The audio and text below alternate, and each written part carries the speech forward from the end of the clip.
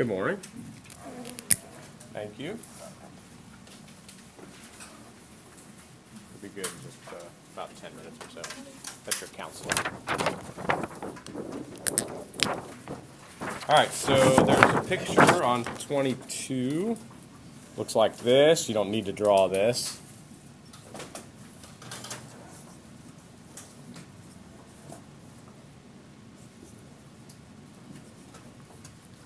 So here's the triangle on number 22. And what kind of a triangle is this?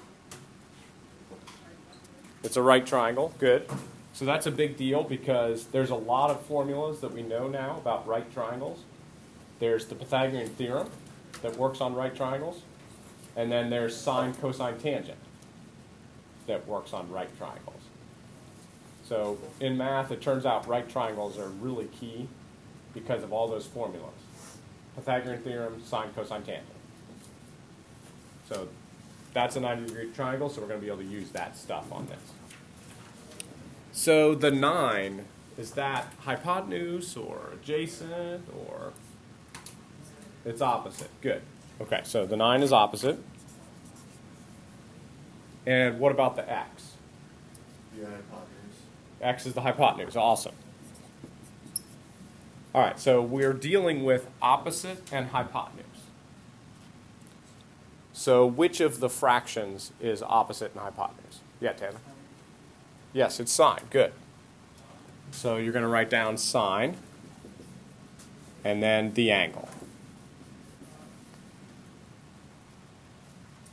And the reason we're using sine is because we have the opposite and we're trying to find the hypotenuse.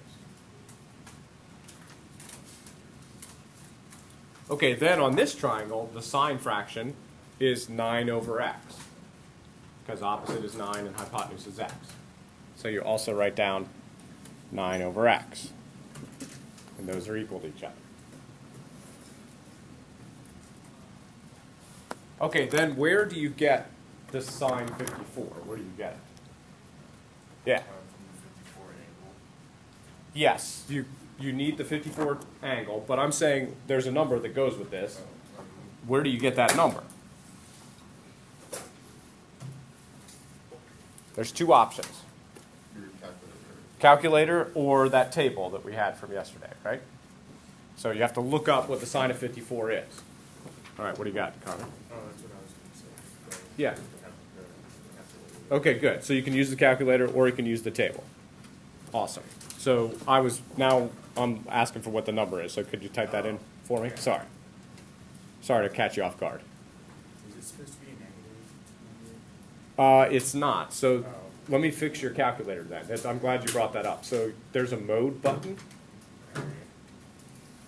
And then if you look down, there's the word degree. So you need to tab down and over until you get to the word degree and press enter while you're on top of it. And now if you go back and do sine 54, I think you're going to get the correct answer this time. Okay.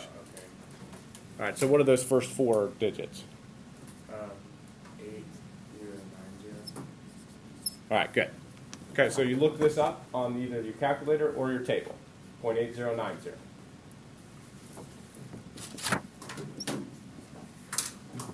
Okay, and then the sign is supposed to be a fraction. So I'm going to write this as a fraction instead. It's 8090 out of 10,000. A decimal is just another way of writing a fraction.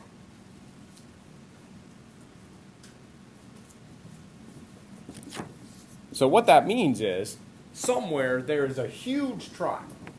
I'm not going to be able to draw it because it's huge, but it's bigger than this one. Somewhere there's a huge triangle that has a 90-degree angle and a 54-degree angle, and the opposite side is 8,090, and the hypotenuse side is 10,000. The calculator just knows that there's a very large triangle that has a 54, an 8,090, and a 10,000. And these triangles are similar because they both have 54-degree angles and they both have 90-degree angles. So that's why this fraction is equal to that fraction.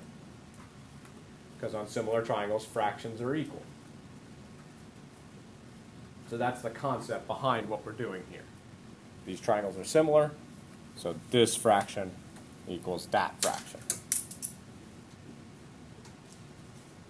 All right, so then to solve this, you just do the cross products. 9 times 10,000 is 90,000. And 8,090 times x is 8,090x. And then you just divide the 8,090 to the other side.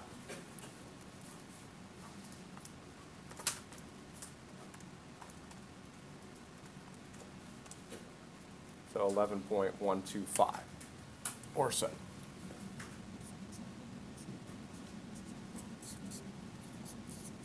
So I'm putting a squiggly equals down here because this is a rounded answer. We didn't get the exact answer.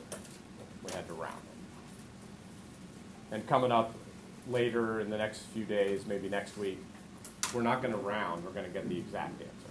But for now, rounding is okay while we're learning the concept.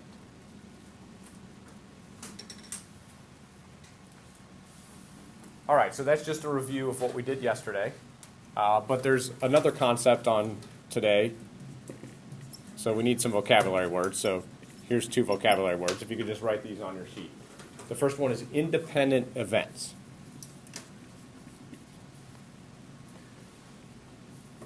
Independent events are events that do not affect the outcome of each other.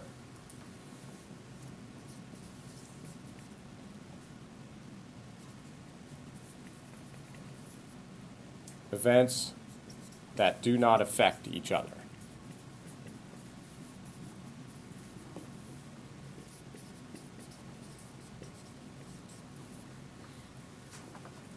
And we're talking specifically about probability.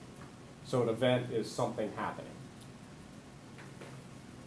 like a coin flip, or a dice roll, or picking a card out of a deck of cards.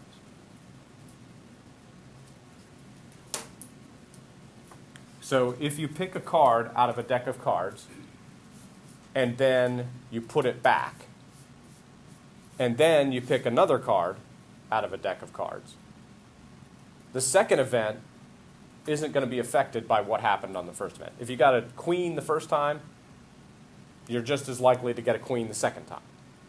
So those are independent events. Okay, but then there's also what's called dependent events. And dependent events are events that do affect each other.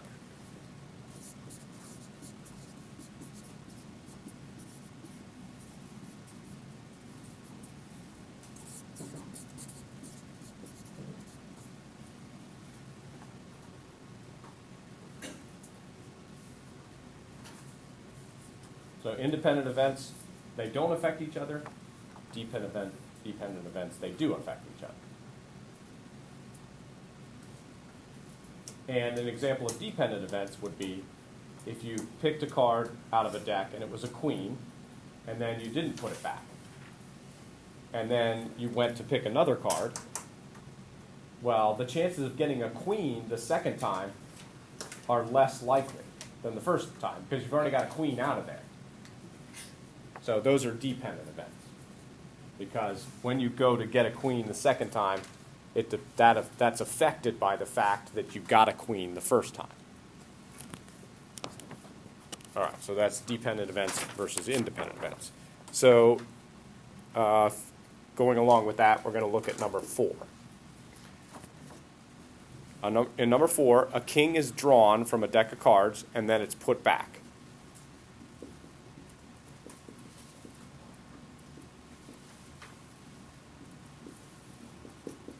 So a king is drawn and put back, and the question is, what is the probability that a queen will be drawn next? So probability of getting a queen. This P stands for probability, and I'm just saying what's the chances of getting a queen. So whenever you do probability, that's going to be a fraction. And on top, you put the number of things that are happening in your favor, And on the bottom, you put the total number of things that could happen. All right, so we're drawing a card out of a deck. How many different cards are there in a deck? It's been a while since we talked about that, but 52 cards. So when you draw a card out of a deck, there's 52 things that could happen. 52 different cards you could get. So that goes on the bottom. And we want to know the chances of getting a queen. So there's 4 queens in the deck. So there's 4 things that could happen that would be queens. So the chances of getting a queen are 4 out of 52. And that'll reduce. It reduces to 1 out of 13. So what happened is you took a card out, and it was a king, but then you put it back, and so then the chances of getting a queen on the next draw is 1 out of 13. Were those dependent events or independent events?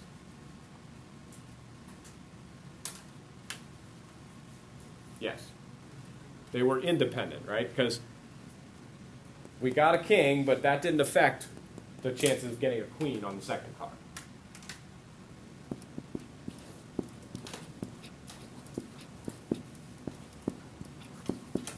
So it's good to answer the question. It's 1 out of 13. But it's also good to write down, hey, these are independent events. So we start getting the concept of what independent is versus dependent. Okay, then on number 5, a king is drawn. And this time it's not put back.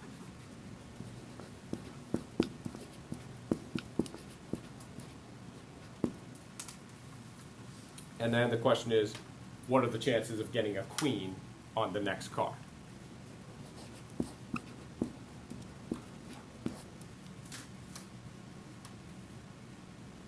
All right, so we're still doing probability. So we're still doing a fraction. When we go to draw the second card, how many different things could happen? Yeah, Maddie? 51 this time, right? Because there's only 51 cards left in the deck. Because we didn't put the king back. All right, and then how many queens are there in the deck? Still 4, because we took a king out the first time. So the chances this time are 4 out of 51. So since we didn't put the card back, there's a slightly higher chance of getting a queen on the second card. So these were dependent events, right? Because this chance was affected by the fact that we took a card out the first time. The bottom number is only out of 51 instead of out of 52. So what happened at first impacted what happened on the second card. So this is a dependent. These events right here are dependent events.